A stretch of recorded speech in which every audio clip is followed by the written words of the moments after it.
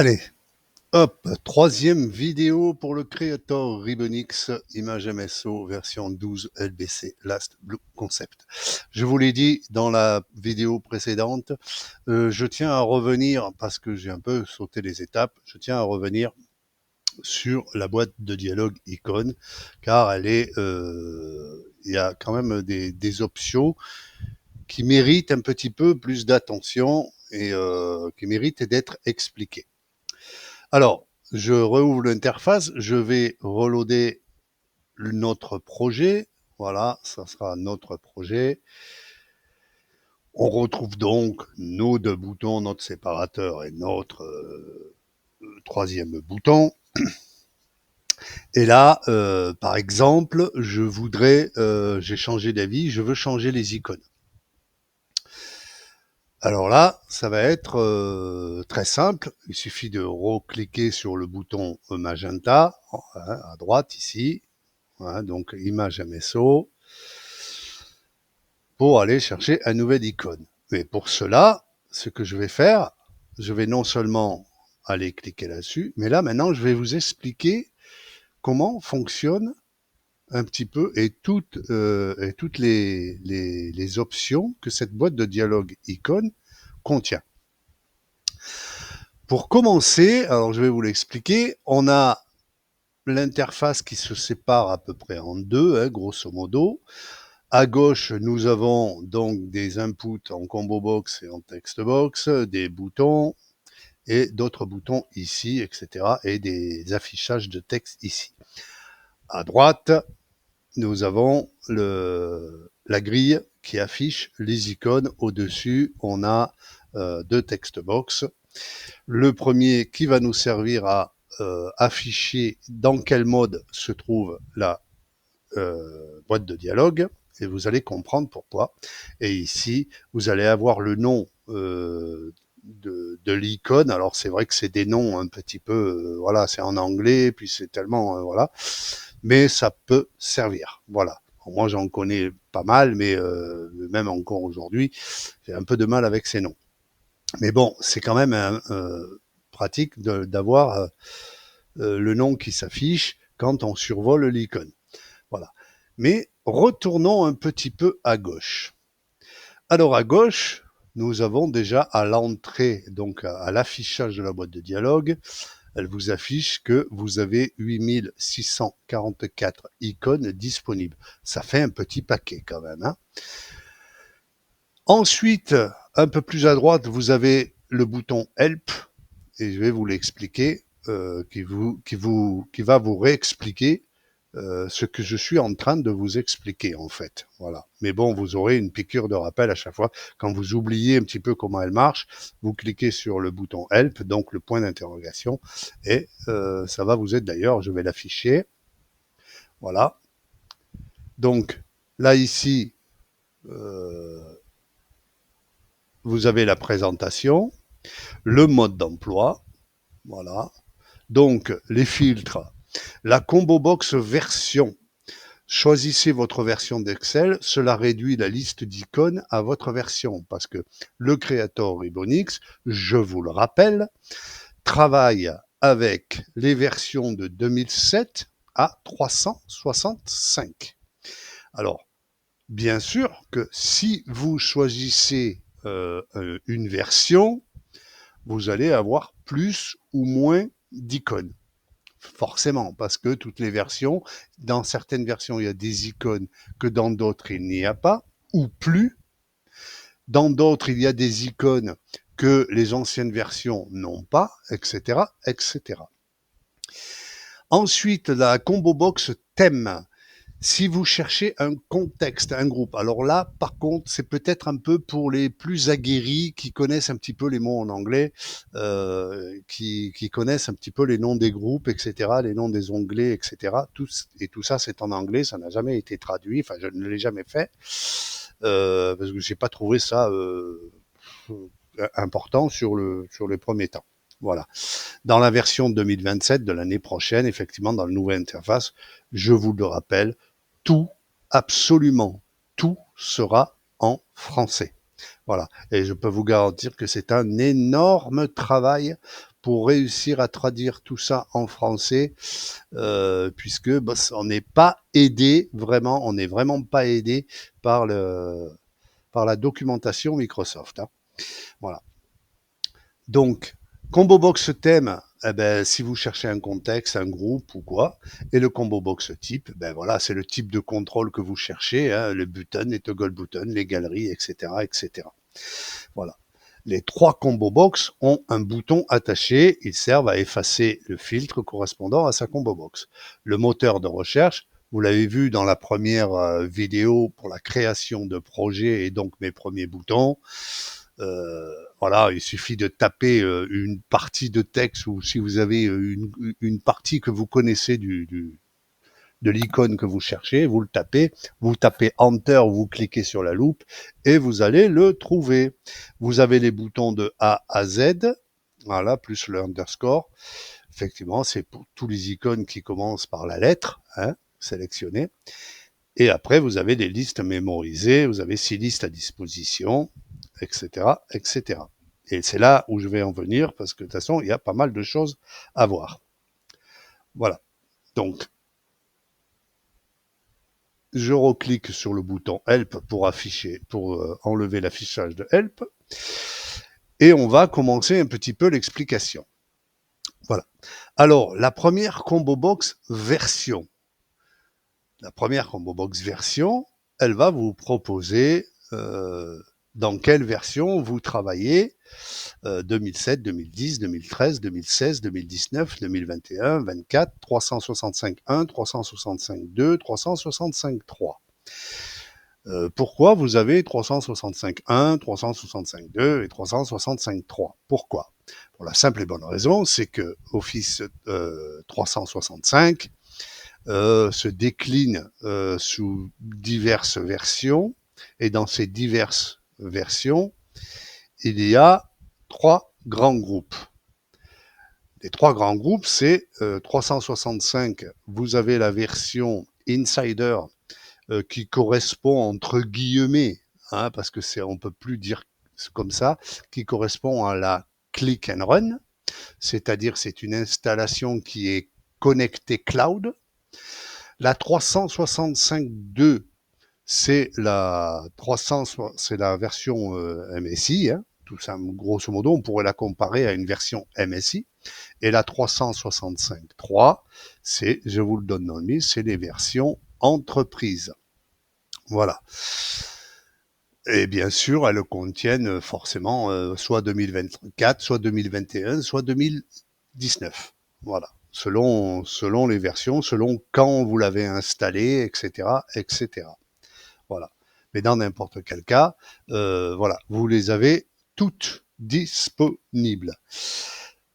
Donc, quand vous sélectionnez donc la version, moi, vous le voyez, j'ai choisi compatible 2010 365. Vous allez me dire pourquoi?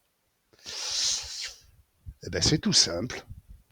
Comme je l'ai dit, vous avez donc des icônes qui sont disponibles dans une version qui ne le sont pas dans l'autre, et vice-versa, hein, parce qu'il y a des icônes qui sont disponibles dans une version antérieure qui ne le sont plus dans les versions antérieures. Et vice-versa, des icônes qui sont disponibles dans les versions supérieures qui ne le sont pas dans les versions antérieures. Voilà. Donc, et par contre, vous avez des icônes communs que toutes les versions ont. Voilà. Et moi, étant donné que je travaille beaucoup pour diverses sociétés, diverses associations, etc., etc., je travaille forcément pour plein de configs différentes. Voilà, je ne m'embête plus à savoir si vous travaillez, si un demandeur travaille sur 365, sur 2024, 2019, etc., etc. Donc, je me casse plus la tête. Je travaille en compatibilité 2010-365. Ça veut dire que chez moi, comme moi je travaille sur 2013 et 2016, je vais pouvoir afficher les icônes que moi je possède dans mes versions Excel et que certainement mon client possède aussi. Voilà. Ça veut dire que ça va me réduire peut-être un petit peu la liste, mais au moins je suis sûr de travailler sur des icônes que moi je peux voir et que mon client pourra voir aussi. Voilà. Donc là, vous avez donc en compatibilité 2007 365, c'est-à-dire là vous les avez tous. 2010 365, là donc vous avez de 2010 à 365 et après vous avez unitairement, soit vous voulez travailler en 2007, en 2010, en 2013, 2016, 2019, etc. Alors, une fois que j'ai choisi, je ne vais pas à chaque fois que je vais ouvrir ma boîte de dialogue, choisir la version, le patin, le couffin, parce que sinon on s'en sort plus. Vous avez un petit bouton disquette ici. Et là, vous allez cliquer sur ce bouton et la boîte de dialogue démarrera chaque fois que vous cliquerez sur le bouton Magenta dans le Creator. Vous allez avoir la boîte de dialogue qui va démarrer sur la version, la compatibilité version que vous avez choisie. Donc là, en l'occurrence, moi j'ai choisi 2010 365, j'enregistre tout simplement. Et voilà. Et là, si je fais, par exemple, je vais faire le test. Si je veux démarrer que en 2013, j'enregistre, je ferme la boîte de dialogue et à chaque fois que je vais l'ouvrir, je vais démarrer. J'ai choisi 2010, merde, excusez-moi. Hop, 2013, enregistré. À chaque fois que je devrais démarrer, ma boîte de dialogue démarrera en compatibilité 2013, tout simplement. Voilà. Donc, moi, je conseille 2010 365, c'est très large. Hein, et comme ça, vous savez que à partir du moment où vous allez travailler entre 2010 et 365, vous savez que vous pouvez partager votre fichier avec le plus grand nombre et qu'il y aura pas fort, en tout cas, il y aura beaucoup moins de problèmes d'icônes absents quand les utilisateurs utiliseront vos fichiers sur leur version Excel. Voilà. Donc ça, c'était la combo box version.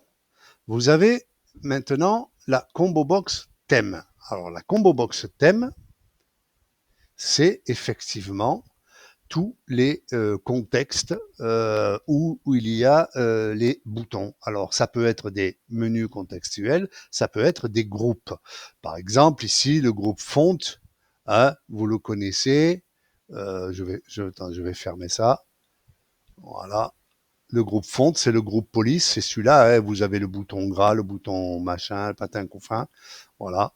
Donc moi, si je sélectionne ici le groupe thème, donc là je vais travailler en compatibilité 2010. Si je choisis le thème groupe font, je vais avoir tous les boutons qui sont là-dedans. Voilà, dans le groupe police. Vous voyez? Et si je veux vraiment, par exemple, ici, je voudrais les toggle boutons, c'est-à-dire les boutons bascule hein, de gras, italique et machin, par exemple. Hein. Je vais prendre les toggle boutons. Je vais avoir que les toggle boutons de ce groupe-là, de ce contexte-là. Et voilà. Et là, vous avez la possibilité de réduire vraiment la recherche.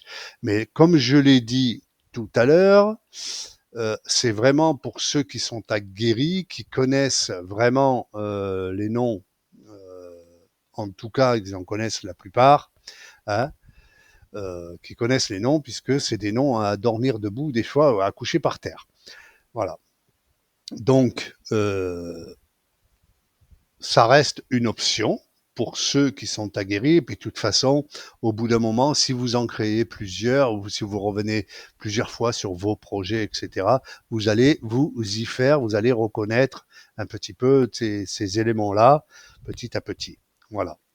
Donc, c'est une option qui peut être intéressante. Et là, l'option de type bouton, effectivement, c'est pour sélectionner le type de bouton. Et en fait, ces trois filtres-là réduisent la recherche. Voilà. Ça réduit vraiment, vraiment la recherche à vraiment au contexte que vous cherchez exactement. Voilà. Donc là, ici, dans les trois combo box, vous avez des boutons croix, ben, c'est pour effacer les filtres, tout simplement. Hein. Là, ce que je vais faire ici, je vais travailler dans le groupe font, par exemple, je vais reprendre, hein, et je vais chercher, par exemple, tous ceux qui contiennent le mot B. Voilà. J'ai tous les icônes, hein, qui sont là dedans, hein, y compris dans les sous-menus là ici, qui contiennent le mot, voilà, recherche par la lettre B, tout simplement. Voilà. D'ailleurs, si je fais, non, là on est dans la recherche lettre. Euh, si je regarde les noms, vous voyez border all, border, voilà, tout ce qui commence par la lettre B, voilà, et qui sont dans le groupe font. Là encore une fois, on a fait une recherche par la lettre B, mais dans une version compatible entre 2010 et 365, filtre 1, et dans le thème groupe font, filtre 2. Voilà. Et si, euh, et si je regarde, par exemple, dans les toggle buttons, et effectivement, dès que je vais cliquer sur B, ça va réduire la liste. Alors, vous voyez que la boîte de dialogue travaille en synchronisation avec les 4 filtres. Les 3 premiers filtres, dont filtre version, filtre thème et filtre type, et filtre pour la lettre. De même que si je cherche ici la lettre B, par exemple bold, et que je cherche, je vais en avoir qu'un, c'est bien le bouton bold qui est contenu par le groupe font, dans le contexte groupe font, et qui est un toggle button. Donc là, on a cherché par version, thème, type, expression. Donc vous voyez, on peut réduire quand on cherche vraiment un bouton en particulier, hein, on peut aller chercher déjà réduire la recherche au contexte. Et je le répète, ça s'adresse vraiment à ceux qui sont un peu plus aguerris. Et les nouveaux, ben, vous apprendrez hein, les mots en anglais. Dans la version 2027, tout ça, ça sera en français. Mais effectivement, voilà, c'est en anglais, ça peut être un petit peu compliqué pour certains, parce que les noms en anglais, ça parle. Là, groupe font, bon, ben, ça parle un peu, hein, mais bon, il y a des noms qui, des fois, ne parlent pas beaucoup. Hein, voilà. Donc, ça reste quand même assez, comment dire, pour les aguerris. Voilà. Ça, c'est la partie recherche pour la boîte de dialogue icône, la XL icône dialogue 5. Voilà. Alors ensuite, donc on a vu la recherche, on a vu la sélection par lettre avec filtre ou sans filtre. Et nous arrivons ici à liste mémorisée. Alors, déjà je vais enlever les filtres ici. Je vais garder mon premier filtre. Hein. D'ailleurs, si je supprime le filtre ici, euh, par exemple, ici, je vais cliquer sur la lettre G. J'ai 1265 icônes qui contiennent la lettre G dans leur nom. Voilà. J'en ai 1265 sans aucun filtre. Voilà. Si je filtre, donc 2010 365, peut-être que j'en aurai moins. J'en ai 1239. Vous voyez que le filtrage fonctionne très bien et, et il vous permet justement, ne serait-ce que par le filtre version, de travailler universellement. C'est-à-dire que l'icône que vous allez sélectionner, vous êtes sûr que tous les utilisateurs, qu'ils aient 2010, 2013, 2016, 2019 jusqu'à 365, ils pourront le voir. Voilà. Ça, c'est un avantage qui est quand même conséquent dans vos développements, surtout si vous partagez vos fichiers. Voilà. Revenons un petit peu donc à la liste mémorisée, c'est la partie qui nous manque, hein, la partie que l'on n'a pas encore vue. Là, j'ai sélectionné la lettre G, j'ai des icônes qui s'affichent, j'ai le scroll à la roulette disponible hein, pour cette interface-là, vous voyez. Donc c'est très rapide et on peut se naviguer, chercher l'icône.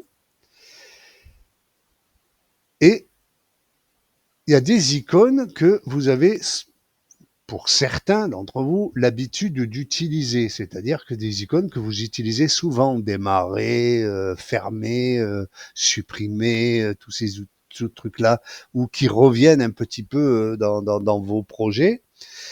Et donc, des fois, ben, c'est un peu pénible d'aller chercher la bonne lettre, de machin, de se rappeler où c'est que vous avez eu cette icône, etc., etc.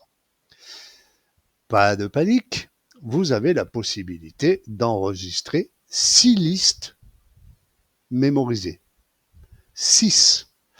Et là, du coup, vous voyez, moi je l'ai déjà fait, mais je vais refaire, je vais repartir de zéro. Comme ça, vous voyez tout. Voilà. Je n'ai pas de liste mémorisée. Alors, par exemple, ici, si je sélectionne la lettre G, sur la grille, sur l'icône que vous voulez désirer, que vous voulez mémoriser, vous allez cliquer droite. Quand vous allez cliquer droite, vous allez avoir un menu contextuel qui va s'afficher, copier dans la rubrique, la rubrique, et vous avez les 6 rubriques. Ou vous avez même un item supprimé de la liste globale si effectivement vous avez un icône blanc ici qui revient souvent et qui visiblement dans les retours utilisateurs qui vous disent il est souvent blanc, donc voilà, vous pouvez le supprimer. Mais là, vous le supprimez de la liste globale complètement du créateur Ribbonix. Vous le supprimez littéralement. Voilà. Donc moi, cette icône, par exemple, le petit seau de peinture, là, je vais cliquer droite, et je veux l'enregistrer dans la rubrique numéro 1, hein, donc le premier, et je vais cliquer donc ça. Sauf qu'elle n'a pas de nom, elle n'a rien, elle n'existe pas. Je vais cliquer dessus, et là, vous allez avoir un message qui dit « Vous devez donner un nom à cette rubrique, donc préliste. Cliquez avec le bouton droite de la souris sur le bouton qui est en rouge. Il vous sera demandé de taper le nom que vous souhaitez lui donner. » Je pense que je ne peux pas être plus explicite que ça. Donc je clique sur OK. Je clique à droite sur le bouton rouge. Taper un nom pour cette playlist. Et là, je vais l'appeler favori. N'est-ce pas? Voilà, il redevient bleu. Là, elle a bien son nom.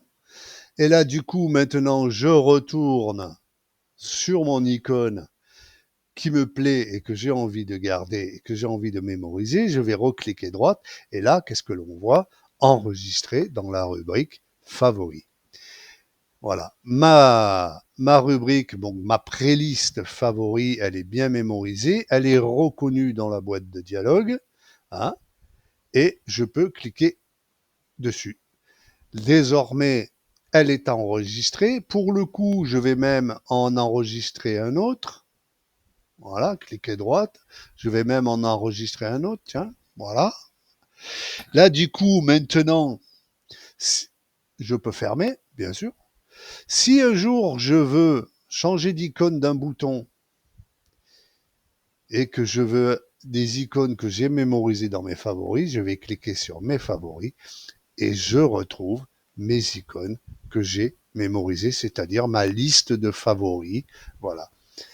Et vous avez 6 playlists disponibles à enregistrer et à nommer comme vous voulez. Et là, à partir du moment où vous avez l'accès à vos playlists mémorisées, vous allez beaucoup plus vite dans la création puisque vous savez où aller chercher vos icônes. Vous n'avez plus à faire une recherche. Voilà, puisque vous savez parfaitement où ils sont. Voilà comment fonctionne cette boîte de dialogue. Alors je le répète, hein, c'est la XL Icon Dialogue 5. C'est la dernière de sa génération. Normalement, elle était prévue pour la version 2027, mais je l'ai intégrée dans le Creator Ribbonix Blue Concept, donc le dernier de sa génération. C'est vraiment parce que, comme c'est le dernier, j'ai voulu mettre le paquet. et vous offrir plein d'options, hein, qui correspondent finalement à toutes vos demandes et à tous vos souhaits, puisque moi j'ai fait évoluer le Creator Ribbonix par rapport à vos retours. Est-ce qu'on pourrait faire ça? Est-ce qu'on pourrait avoir ça en plus? Est-ce qu'on pourrait changer ça? Est-ce que si? Est-ce que là? Et depuis 3 ans, le Creator Ribbonix, il a évolué avec tous vos souhaits. Voilà, j'ai fait en sorte de de m'aligner à tous les souhaits. Et je vous dis, vous êtes un paquet à avoir participé à ça. J'ai des demandes en pagaille que j'ai pas forcément répondu à tout le monde parce que j'en ai eu beaucoup en 3 ans. C'est un peu compliqué pour moi. Je fais ça dans mon temps libre, hein. Et du coup, ben voilà, on est arrivé donc à cette dernière version dans le concept Blue Concept, c'est-à-dire l'interface telle que vous connaissez avec ce bleu là, cette organisation là. La version 2027 de l'année prochaine, et là vous allez attendre quelques mois, hein, bien sûr, hein. Donc elle sera complètement différente. Mais dans n'importe quel cas, même ceux qui auront travaillé avec la Blue Concept n'auront pas de mal avec la nouvelle version, voire même elles en auront moins, puisque tout l'interface intégralement sera en français. Voilà. Donc il y aura plus de noms en anglais.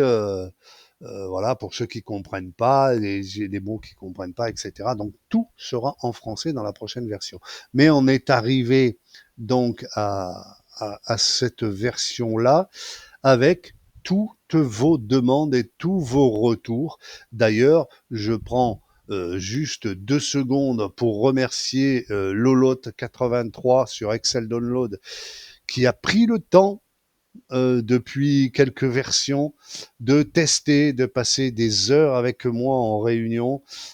Franchement, une patience phénoménale, des bonnes idées, des bonnes idées. Donc, Yvan, merci. Et les autres, je pense qu'ils pourraient même te remercier aussi, puisque tu as été le tortionnaire, on va dire, le testeur et tortionnaire de l'applicatif Creator Ribbonix. Voilà, je prends juste quelques secondes pour remercier. Je remercie à tous ceux aussi qui ont participé directement et indirectement avec leurs demandes, hein, et leur utilisation, puisque finalement, moi, tout seul, je ne pouvais rien faire, puisque, enfin, si, je pouvais faire, mais j'aurais fait à ma façon. J'aurais fait ce que moi j'avais besoin, puisque pour être honnête avec vous, moi j'ai pas de problème avec les noms en anglais, tout ça, parce que je les connais par cœur, pas tous, mais en tout cas une bonne partie. Donc j'ai pas de problème avec ça. Donc moi j'ai dû m'adapter à vous. J'ai dû m'adapter à vous pour le faire évoluer, pour le faire grandir. Donc, ben voilà, merci à tous. Voilà, j'ai pris juste un petit moment comme ça pour vous remercier. Voilà, cette vidéo, c'était la présentation de la boîte de dialogue d'Icon. Voilà, rappelez-vous, vous avez le bouton, si vous vous rappelez pas, si je blablatre trop et que ça vous est sorti de la tête, vous avez quand même le point d'interrogation en haut, c'est le bouton Help qui répète peut-être en résumé ce que je viens de vous expliquer. Allez, salut les loulous, je vous donne rendez-vous un petit peu plus tard, donc tout de suite après, hein, dans la prochaine vidéo. On va continuer le projet. Donc, on a vu le démarrage du projet, on a vu tout de suite l'intégration, puisque bon, ça c'est juste un transfert, hein. Il n'y a pas vraiment de truc à comprendre, hein, si ce n'est que le transfert se fait dans une copie. Voilà, vous avez un bouton à cliquer et ça s'intègre dans le fichier que vous voulez. Donc voilà, c'était juste une vidéo intermédiaire. Mais là, maintenant, on va aller vers tous les contrôles possibles, les checkbox, les groupes, les button groups, les box, les galeries, les drop-down, les combo box, etc., etc. Et on avancera tout doucement, hein, puisque là, je refais les vidéos complètes avec la version Creator Ribbonix version 12 Last Blue Concept, puisque certains d'entre vous m'ont envoyé des messages qui sont un petit peu perdus, parce qu'effectivement l'interface il a plus ou moins évolué depuis la version 1, hein, on va dire, et donc forcément certains utilisateurs quand ils regardent les vidéos ils retrouvent pas le bouton au bon endroit, etc., etc. Voilà. Donc je refais les vidéos, on a fait l'ouverture de projet, on a fait les premiers boutons, on a fait l'intégration, je viens de vous présenter la boîte de dialogue, donc d'icônes, qui est complètement autonome aussi, hein. Donc elle n'a besoin de rien, hein. De toute façon le créateur n'a besoin d'aucun fichier externe, je le rappelle. Voilà, tout est intégré dedans, il est, voilà, il sait tout, il fait tout. Voilà, c'est le couteau suisse. Voilà, c'est le couteau suisse du ribbon. Voilà. Et je vous le rappelle, parce que c'est quelque chose que vraiment j'en suis fier et je garderai cette ligne de travail. Il n'y a aucune ligne de code à coder. Tous les utilisateurs, n'importe lequel d'entre vous, débutant, pas débutant, peut arriver à faire son ruban. À partir du moment où il prend la peine de regarder les vidéos, et je les sépare, je fais des petites vidéos, je les sépare avec les titres qui sont assez explicites et évocateurs. Donc, si vous avez un projet, que vous voulez faire une certaine chose, regardez les vidéos, vous avez les titres, vous allez trouver ce dont vous avez besoin. Voilà. Je vous souhaite une bonne fin de journée. Bye.